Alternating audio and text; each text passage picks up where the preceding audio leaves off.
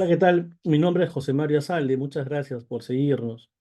El día de hoy quiero hacer un breve comentario acerca de eh, lo que es la derecha. Y esto a propósito de las elecciones para el Parlamento Europeo. Creo que hay una confusión grave con respecto a lo que es la derecha. Porque la derecha, tal como muchos la entendemos, no es igual a la extrema derecha.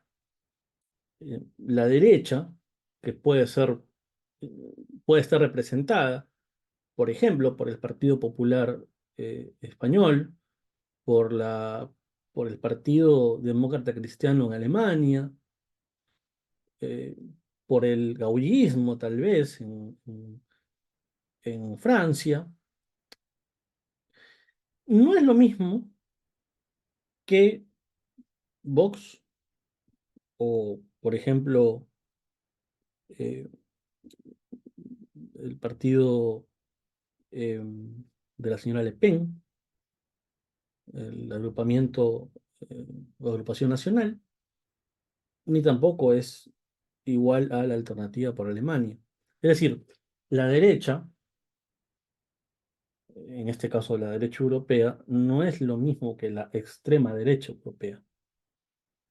Vamos a analizar primero este caso que puede ser paradigmático acerca de la derecha en Europa, para entender por qué tenemos que hablar con propiedad, por qué nuestros analistas, por qué nuestros opinólogos, por qué los periodistas en Perú tienen que saber utilizar correctamente los términos, porque pareciera que no se entiende lo que es la derecha de la extrema derecha.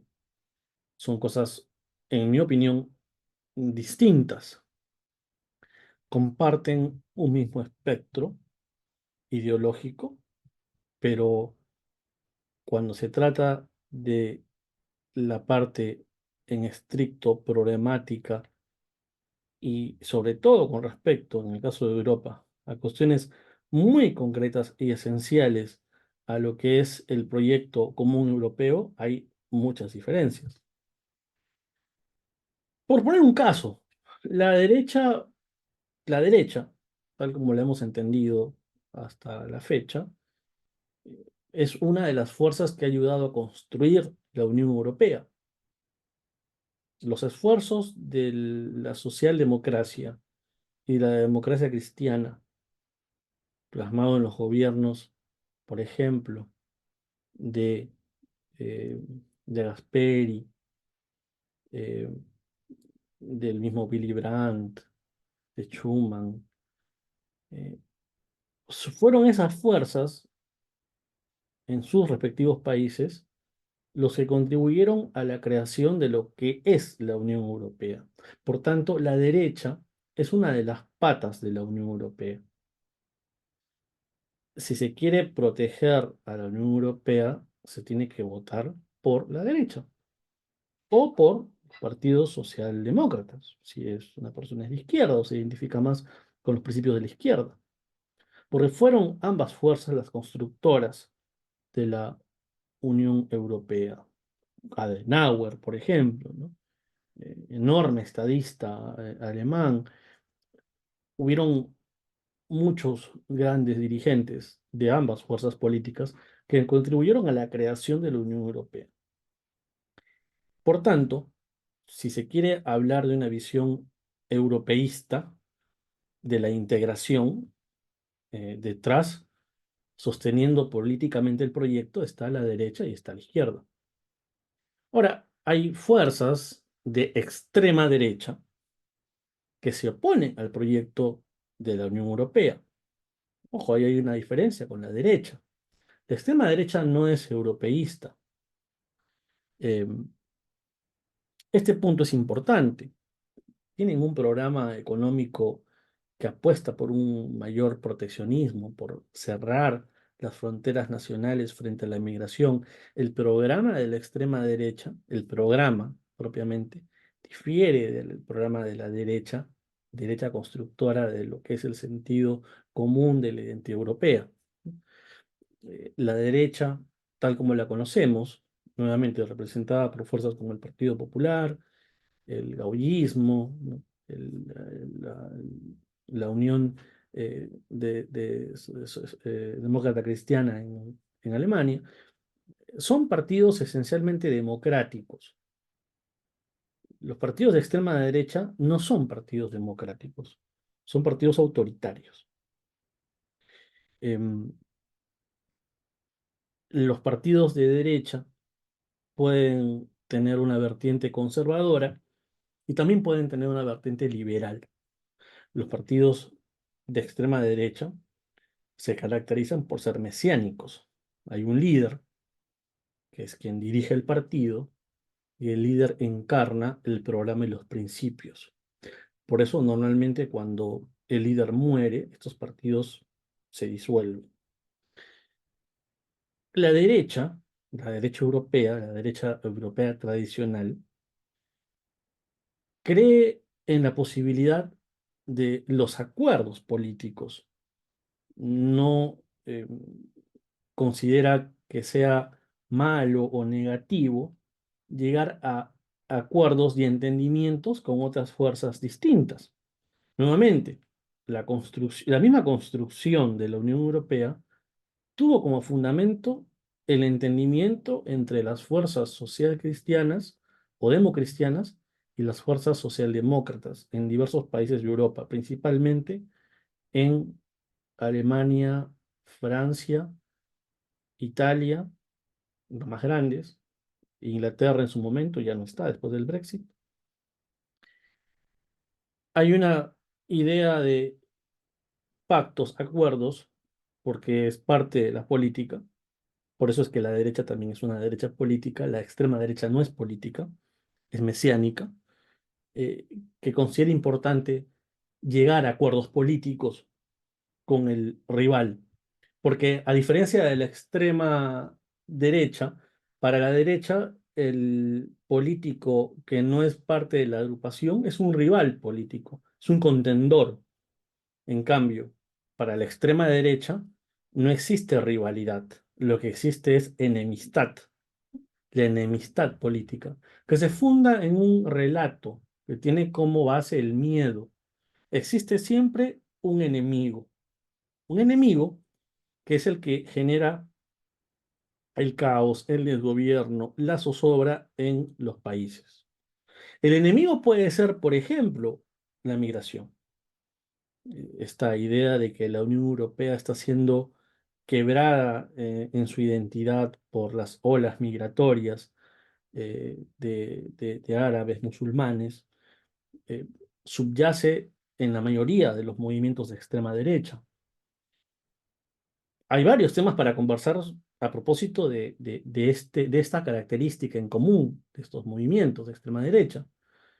Eh, no me voy a extender en este punto, espero poder abordarlo en otro momento, porque igual yo preguntaría, ¿no? Es decir, hay evidentemente que poner sobre la agenda, incluir en la agenda el tema de la migración, el tema de la migración árabe y en general el tema de la migración de diversas personas hacia Europa. Creo que es un tema fundamental que tiene que ser tratado y abordado debidamente.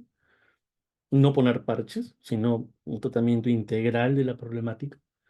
Pero también, por otro lado, pienso que sería bueno que los miembros de estos partidos de extrema derecha se pregunten, ¿no hay responsabilidad de parte de ellos por esta desintegración de la unidad europea? Porque ahora se critica, pero hace 40 años todos estaban de acuerdo. ¿Qué pasó desde hace 40 años a la fecha, al día de hoy? ¿Por qué Europa no pudo conservar sus raíces? ¿Por qué ahora la migración se presenta como un problema cuando antes no lo era? ¿Por qué hablar ahora de la disolución de una identidad que era una identidad firme, producto de la migración y em, el traslado de los países de donde vienen estas personas a Europa, de costumbres, de ritos, de tradiciones diferentes? Tan frágil era la identidad europea que ahora el migrante se vuelve el gran enemigo, porque no solamente el discurso antimigración tiene que ver con la parte económica de nos quitan puestos de trabajo, sino también tiene que ver con la cultura. Es más, yo creo que la crítica de los partidos de extrema derecha a la migración tiene que ver por la disolución de la identidad cultural europea, los valores, como ellos dicen, ¿no? Los valores que encarnan Europa y de los que ellos se irrogan una cierta defensa, ¿no? Por tanto, hay un relato con respecto a la enemistad política. La extrema derecha crea un enemigo y lo vuelve el enemigo al que se tiene que enfrentar el sistema político. Esto en América Latina también ya ocurrió en su momento. Por ejemplo, el señor Milei en Argentina nucleó a todos sus enemigos en lo que denominó como la casta, ¿no? Eh, claro, Milei no necesariamente planteaba el problema migratorio como uno de los grandes problemas que tiene la Argentina, sino el problema de eh, una clase política que gobierna para sí misma y no para el pueblo. Milei, durante todo el tiempo que estuvo como panelista, eh, tertuliano en los programas de la televisión argentina, resaltaba eso, resaltaba de la corporación política, la casta política. Los políticos son ladrones, los políticos solamente gobiernan para su propio beneficio. Bueno, Milei logró crear este relato e imponerlo y ello le sirvió para ganar la elección en la Argentina. Por tanto, la creación del enemigo y la construcción de un relato que explique de una manera simplificada los grandes problemas que tiene un país es parte del discurso de la extrema derecha. Hay otras características más. Mencionamos, por ejemplo, que la derecha tradicional es europeísta, defiende el proyecto de la Unión Europea. La extrema derecha no. Entonces, la extrema derecha, por poner el caso de Vox, ya no habla como lo hizo en su momento, por ejemplo, el partido de la señora Le Pen u otros movimientos radicales de extrema derecha, ya no habla de salirse de la Unión Europea. Lo que hablan ahora es como refundar, como cambiar muchas cosas de la Unión Europea, eh, o darle una impronta diferente a la Unión Europea. Eh, pero no es el proyecto europeísta tal como lo entendemos, es otra cosa. Por tanto, la visión que se tiene de parte de la extrema derecha de lo que es en este momento Europa no es la misma que la que puede tener los partidos de derecha. Nuevamente, la extrema derecha tiene un planteamiento totalmente distinto. Eh, lo que buscan es una suerte de populismo de derechas, ¿no?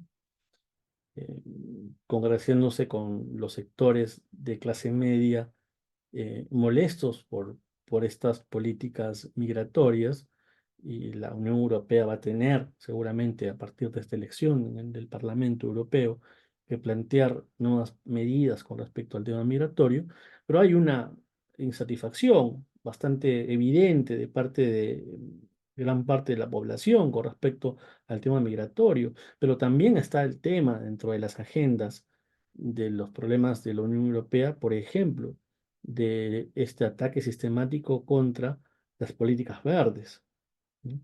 El negacionismo frente al cambio climático, em, esta transición de la matriz energética en Europa, que le está costando mucho dinero a los estados y que tiene como finalidad preservar la naturaleza. Esto es atacado sistemáticamente por los partidos de extrema derecha. Y de alguna manera también tienen como propuesta alternativa, en lugar de una mayor integración del bloque europeo, la generación de ciertos proteccionismos, ¿no? Eh, económicos, nacionales. La derecha, la extrema derecha, se vale para poder llegar a la población de medios distintos a los que suele utilizar la derecha. Y eso también es importante mencionarlo. Por ejemplo, los medios alternativos, ¿no?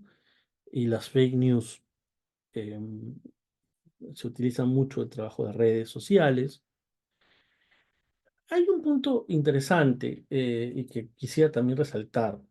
Mm, Finalmente, la extrema derecha, y esto que voy a sostener seguramente va a generar algún tipo de controversia o polémica, los que quieran continuar esta discusión, porque creo que esta discusión no se acaba, pueden hacer comentarios en esta página. Eh, yo voy a tratar de responder eh, si es que quieren hacer algún comentario. Yo creo que en cierta manera la extrema derecha y la extrema izquierda se necesitan. Es decir, eh, la extrema derecha en cierta forma es funcional a la extrema izquierda. Nuevamente voy a poner ejemplos históricos. Yo creo que sin Vox, sin Podemos, perdón, sin el partido del señor Iglesias, no hubiera aparecido Vox. Yo creo que sin las medidas de la última etapa de los regímenes K en la Argentina, donde había una ayuda social muy grande de parte del Estado a amplios sectores de la población, pero también una suerte de descontrol macroeconómico, sin este escenario no hubiera aparecido el señor Milei. Es decir, cuando las sociedades empiezan a moverse en un escenario de polarización extrema, los que salen beneficiados son los movimientos de los dos extremos, de la extrema izquierda y la extrema derecha. Y ese es un problema grave porque finalmente cuando una sociedad decide votar por un gobierno, por un candidato que luego forma el gobierno de extrema derecha o de extrema izquierda, lo más probable es que lo suceda uno diferente, de signo ideológico contrario, y las sociedades empiezan a dar bandazos. No se entiende que la política tiene que ver con equilibrios, la política tiene que ver con una idea de la estabilidad, tiene que ver con una idea de lo que es el centro, de la centralidad de la política, y una suerte de armonía entre los actores políticos que están en disputa. Hay una dimensión agonal de la política, hay una dimensión conflictiva de la política. Pero la idea es que ninguno de estos actores avasalle al otro, sino que se mantengan en una suerte de tensión hasta que la elección democrática resuelva quién va a gobernar. Y tendrá que haber un partido ganador, oficialista, y un partido opositor. Eso es la democracia. Esa es la forma en la que hemos vivido, eh, diríamos, en las últimas décadas. Democracias imperfectas, digo, ¿no?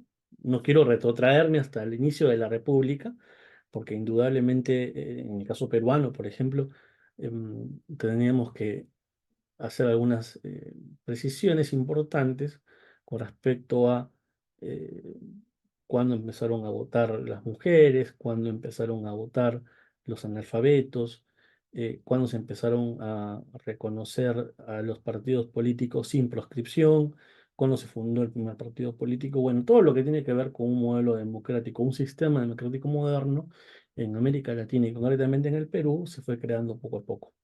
Pero volvemos al tema, en las últimas décadas se ha podido consolidar un modelo imperfecto, pero un modelo que al parecer funcionaba y que ahora está siendo amenazado por fuerzas de extrema derecha y también de extrema izquierda, eh, con la intención de hacerlo estallar. Y ahora vamos a regresar a Perú. Pedro Castillo, el intento de un sector de la extrema izquierda de generar un proyecto revolucionario que ha conducido al Perú a una situación de grave inestabilidad e incluso, creo yo, de una suerte de ilegitimidad política de parte de la señora Boluarte. La señora Boluarte dijo que se iba, dijo yo me voy si se va Pedro Castillo. Bueno, la señora Boluarte no se fue. La señora Boluarte luego dijo yo renuncio y que convoquen elecciones. La señora Boluarte se quedó. No sabemos si la señora Boluarte se ha quedado porque le gustó los mieles del poder o porque hay presiones de parte de un sector del empresariado y de la clase política para que no renuncie. De repente les preocupa que surja otro Pedro Castillo. Y la discusión política en Perú se mantiene en, en esa línea de la polarización de extrema derecha y extrema izquierda. Han aparecido muchos grupos de extrema derecha que nuevamente son funcionales a esta extrema izquierda que apareció con Castillo y que no llegó a consolidarse como proyecto político, pero el fermento sigue. Falta alguien que lo lidere. En el caso de la extrema derecha, parecía que era el señor López Aliaga la persona que iba a encarnar estos eh, principios, valores eh, que tienen estos grupos. Pero su desastrosa gestión como alcalde de Lima creo que le está quitando espacio político y está abriendo eh, un escenario en el cual pueda surgir eventualmente eso que se viene llamando como outsider, una persona que surge eh, frente a un proceso electoral, una persona que es poco conocida en la vida política y que se presenta como la persona que va a solucionar los problemas del país. Otro gran problema que tenemos en el Perú, en la política, al menos tal como la entendemos nosotros, los que estudiamos, los que leemos, los que nos informamos acerca de eh, la política, eh, el político se prepara, se forma para poder ocupar un cargo público. El problema de los outsiders es que los políticos que no tienen experiencia política terminan teniendo serias complicaciones al momento de gobernar. No saben cómo gobernar, porque no tuvieron la experiencia previa de saber qué es un acuerdo político, qué es una negociación política, cómo es el manejo del Estado, cómo funciona la cosa pública. Eso es lo que nos va a pasar ahora, en estas elecciones que se nos vienen en Perú. Van a haber muchos que van a querer postular, porque a partir del surgimiento de Alberto Fujimori y también del señor Humala y entre otros personajes, existe la idea de que cualquiera puede llegar al poder, porque Pedro Castillo. Si Castillo llegó a la presidencia, ¿por qué yo no puedo llegar? Es lo que muchos se preguntan, muchos que tienen aspiraciones evidentemente presidenciales. Entonces, si a eso le sumamos el enorme fraccionamiento político que hay en el Perú, hay más de 20 o van a ser ya 30 partidos políticos que van a disputar las elecciones. Esto lo que va a originar es un parlamento seguramente fraccionado, un gobierno, poder ejecutivo, con un voto que se va a diluir entre diversos candidatos, que en primera vuelta va a sacar un porcentaje bajísimo y que le va a restar legitimidad luego en la segunda vuelta. ¿Qué es lo que pasó con Castillo? Por la Castillo le dijeron, oiga, señor Castillo, usted no ha ganado con el 49, con el 50%. Sus resultados son los de la primera vuelta. O sea, ese porcentaje que usted sacó, me parece que era 19%, esos son sus verdaderos votantes. El otro es el voto prestado. El otro es el voto que se le dio para que usted ganara en la segunda vuelta, pero es un voto prestado. Esos no son sus militantes. Usted no tiene la legitimidad. Bueno, a esta situación hay que sumarle esto, ¿no? Hay que sumarle a esta situación, digamos, de esta polarización,